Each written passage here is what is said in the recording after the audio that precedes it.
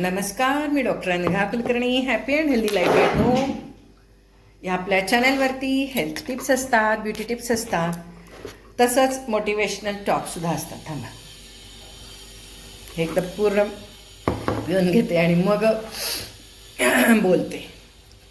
चहा प्यायला की अशी किक बसते ना आपल्याला, त्यामुळं. तर आपल्या ह्या चॅनलवरती बऱ्याचशा स्त्रियांच्या शंका, कुशंका,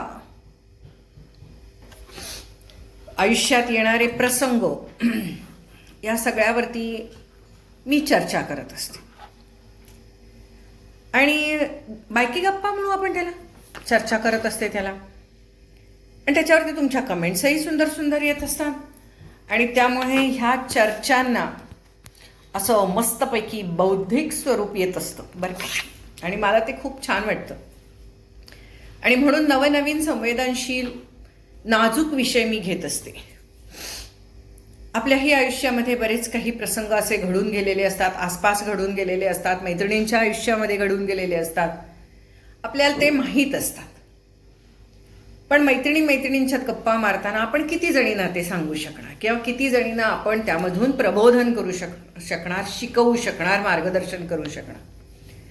मग आज आपल्याजवळ हा इतका सुंदर प्लॅटफॉर्म आहे की त्यावरती आपण गप्पा मारत असतो.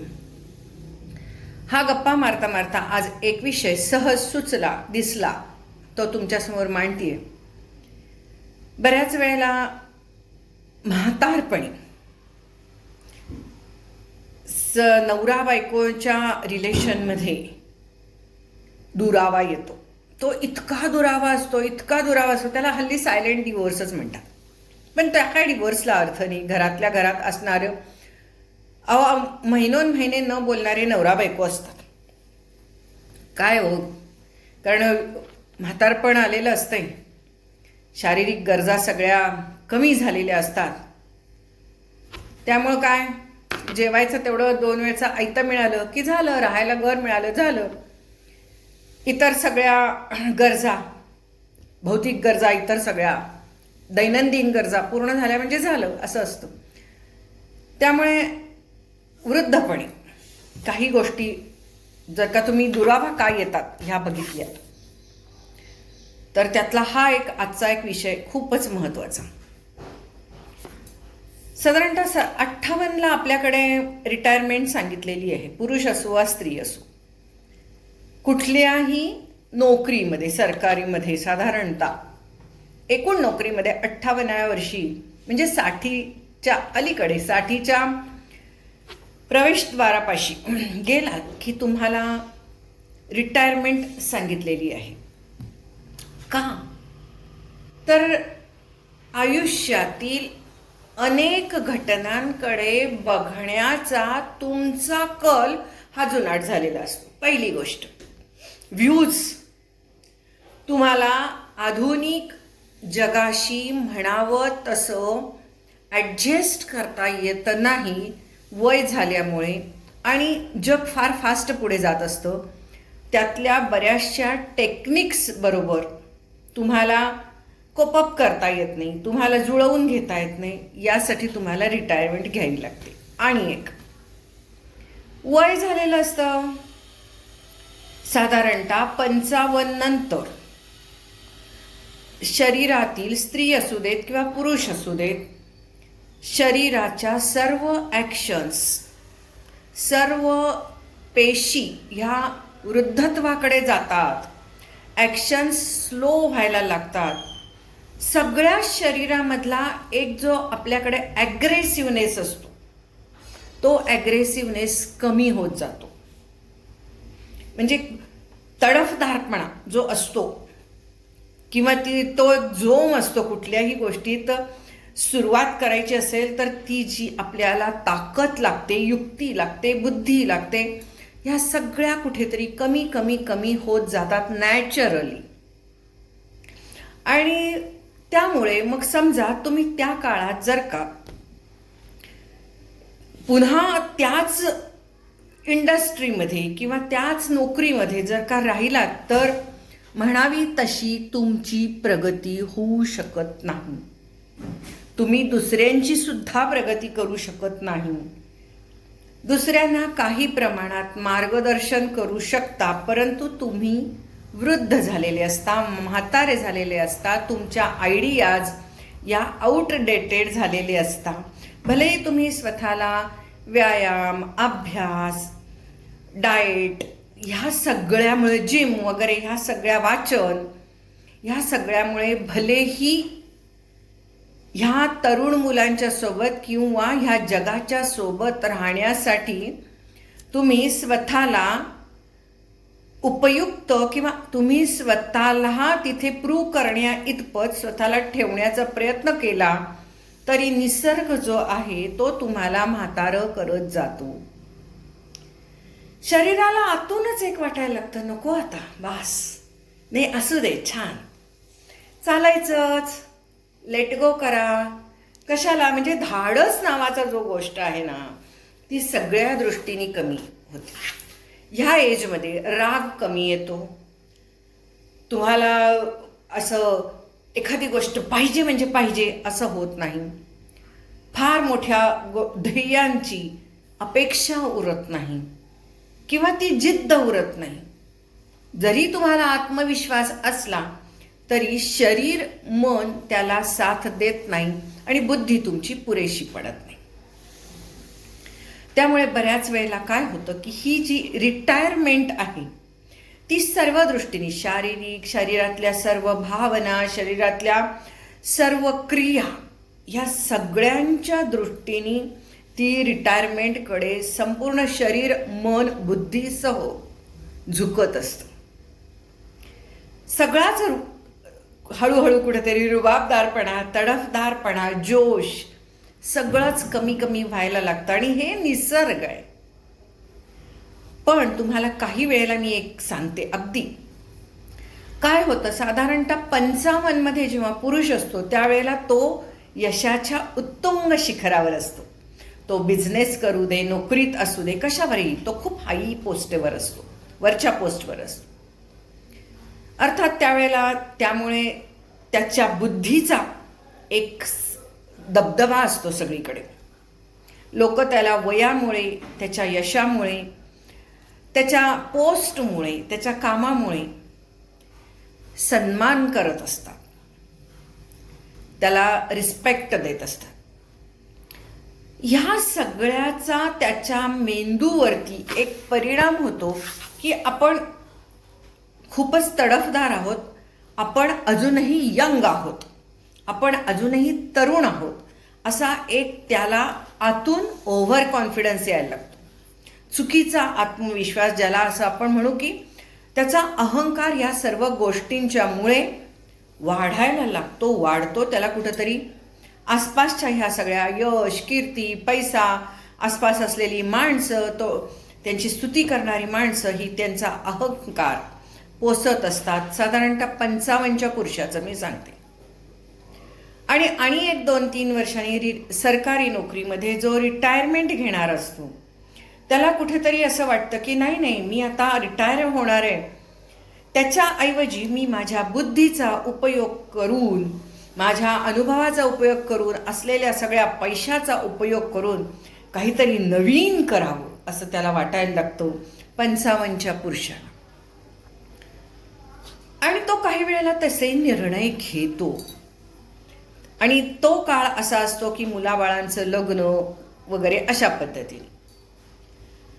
आणि तो त्यावेळेला जो असा वेडावाकडा तो निर्णय घेतो, त्याला असं वाटतं की ह्याच्यात आता आपण जबरदस्त, म्हणजे काय म्हणतात त्याला, भयंकर यश मिळवणार, आपण खूपच मोठे होणार, खूप काही असे त्याला वाटायला लागतं.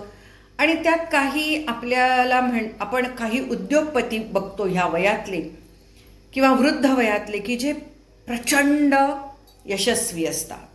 आणि त्यामुळे साधारणतः ह्या वयातल्या पुरुषाला असं वाटतं की आपण आता तेच होणार. आणि त्यामुळं तो कळत न कळत अशी काहीतरी उडी घेतो ज्याच्यामध्ये पैसा त्याचा सगळा घरातली बायको सांगत असते, आता हे तुम्हाला झेपणार नाही, आता हे तुम्हाला झेपणार नाही, ऐकत नाही. घरातलं सगळं असेल नसेल ते सगळं पैसा, अडका, सगळ्या गोष्टी घालून त्याला असं वाटतं की मी आता खूप मोठा होणार आहे, असे 10 बंगले उभे करणारे मी, असे 10 बिझनेस उभे करणारे, असे त्याला ते वाटायला लागतो. आणि त्याच वयामध्ये त्याला आणि ह्या वयात तो असा फॉरेन ट्रिप्स वगैरे करत असतो, बाहेर जात असतो. कुठे ना कुठेतरी एखादी तरुण पोरगी 25-30ची पोरगी, 30-35ची त्याच्या सोबत जायला यायला लागते. कुठेतरी त्यांची गाठ पडते आणि तिलाही हे सर्व छान वाटायला लागतं. कारण की ह्याला मदत करताना तिला असं कळत नकळत असा एक आपलेपणा वाटायला लागतो, मोठेपणा वाटायला लागतो, त्याच्याबद्दल आदर वाटायला लागतो, त्याच्याबद्दल आत्मीयता वाटायला लागते, प्रेम वाटायला लागतो आणि कुठं तरी तो हवासा वाटायला लागतो त्या मुलीला, त्या बाईला, त्या पोरीला जी त्याच्याकडे कामाला असते. अर्थातच तिच्याकडून हल्लीच्या नवीन मुली त्यांच्या वयोमानानुसार नवीन गॅजेट्सबरोबर, नवीन टेक्नॉलॉजीबरोबर त्यांना जास्त ते सगळं कळत असतं. त्यामुळे त्या दोघांचं एक बॉन्डिंग चांगलं होत जातो आणि ह्या बॉन्डिंगमध्ये त्याला असं वाटायला लागतं, अरे एवढी मला साधी, म्हणजे एवढी तरुण, एवढी हुशार, एवढी कामामध्ये स्मार्ट असलेली मुलगी माझ्या प्रेमात आहे. आणि असं समजून तोही तिचे सगळे हट्ट पुरवायला लागतो, जिथे तिथे तिच्या सोबत राहायला लागतो, तिला मिरवायला लागतो सगळ्या ठिकाणी. तिलाही ते सगळं हवंसं वाटायला लागतं. कारण अचानक आलेली श्रीमंती, घर, गाडी, पैसा, मुबलक असणारी ATM कार्ड्स ही सगळी तिच्या ताब्यात येतात. तो माणूसच तिच्या ताब्यात येतो. मुळात त्याचा एक अहंकार फोपावलेला असतो, मी काहीतरी फार मोठं होणार आहे, मी मोठं करणार आहे, मी मोठा प्रोजेक्ट करणार आहे. आणि त्या प्रोजेक्टसाठी ही अपॉइंट केलेली मुलगी, ह्या सगळ्यामध्ये तो घरापासून दूर जातो.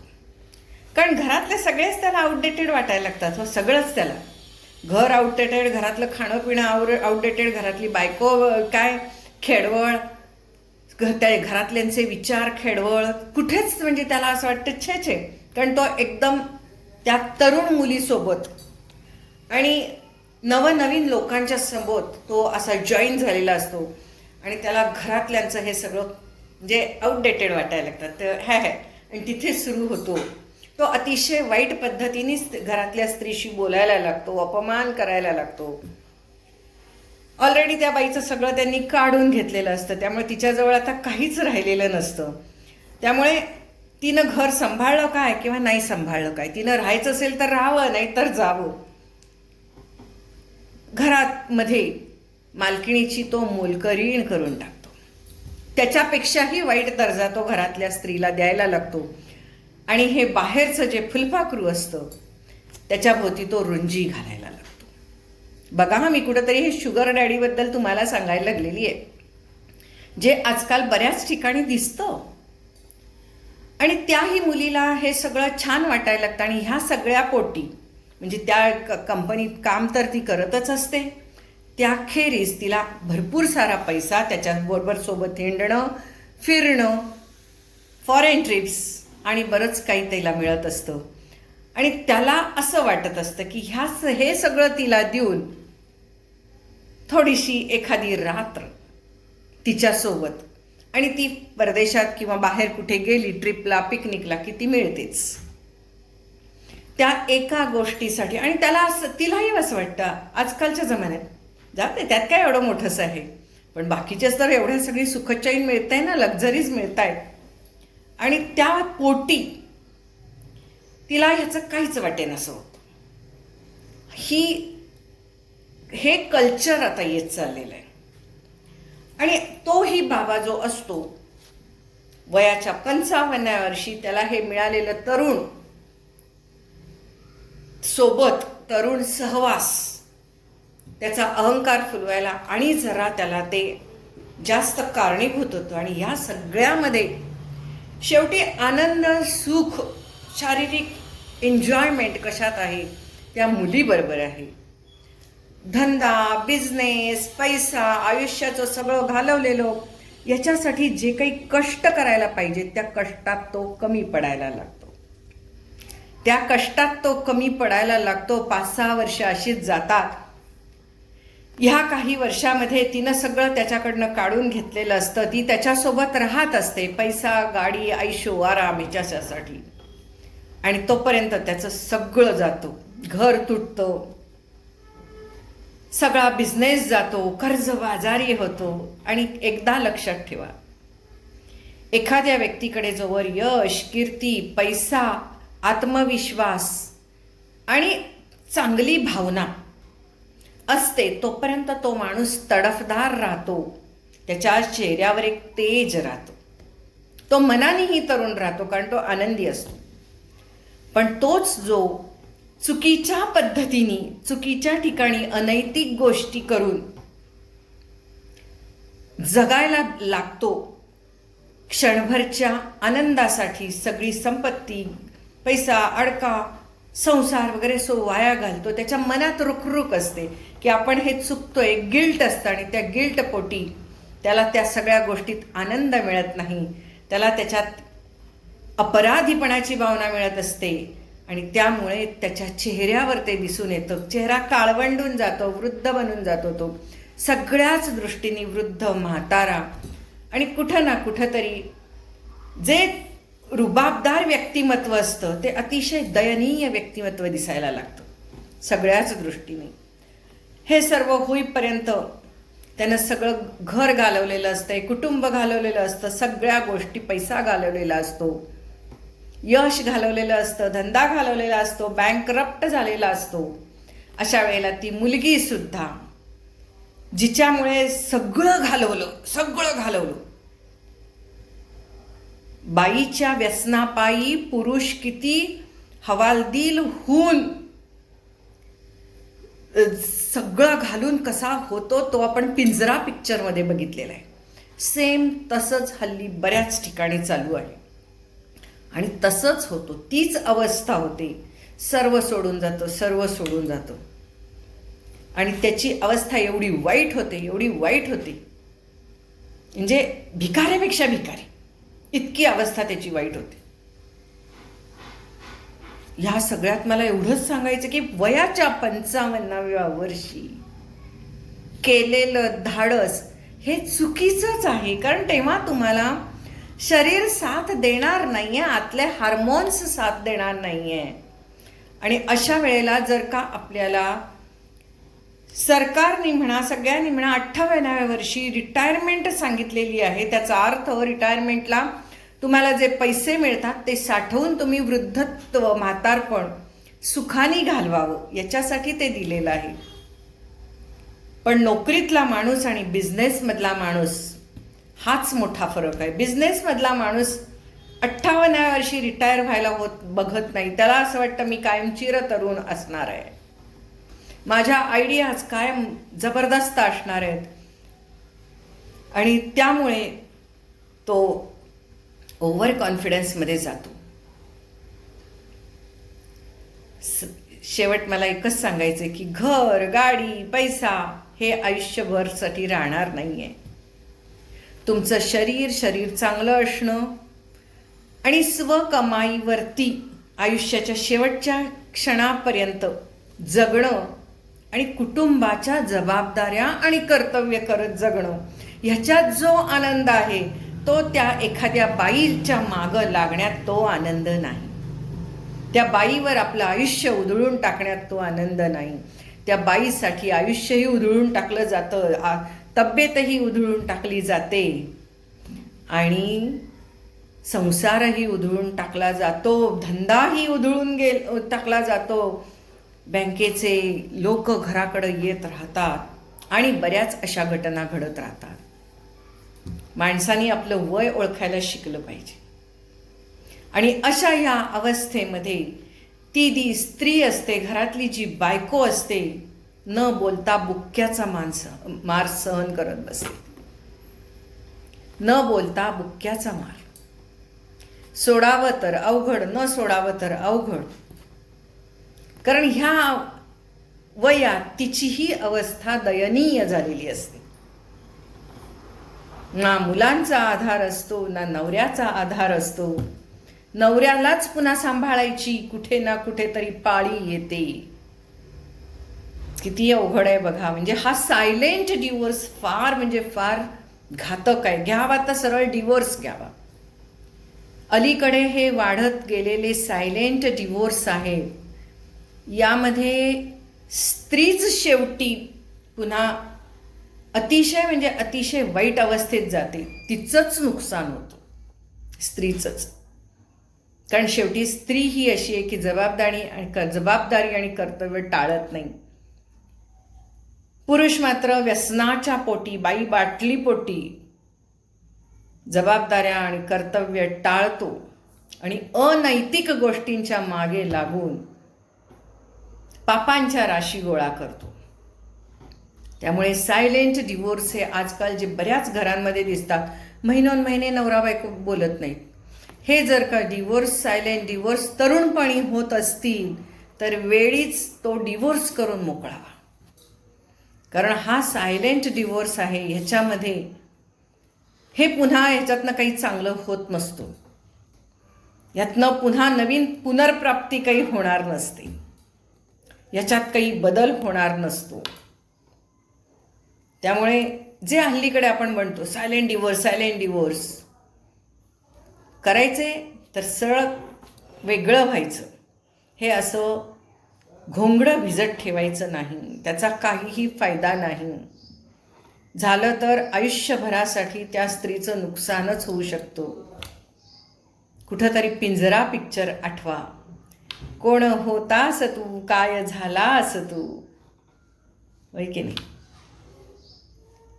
आत्ताच एक हा पिक्चरही मी आज बघितला आणि असंच घटना ज्या घडत असतात आसपास त्याबद्दल मला बोलावंसं वाटतं. खूप जण म्हणतात आम्ही महिना बोलत नाही, आम्ही 2-2 महिने बोलत नाही, आम्ही 6-6 महिने बोललोच नाही.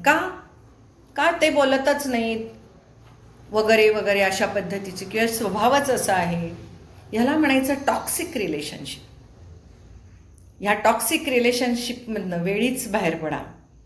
भलेही तुमच्या नवऱ्याकडे किती पैसा अडका काहीही असू दे, पण वेळीच बाहेर पडा टॉक्सिक रिलेशनशिपमधनं. ही आयुष्यभराची बेडी पायात घालून बसू नका.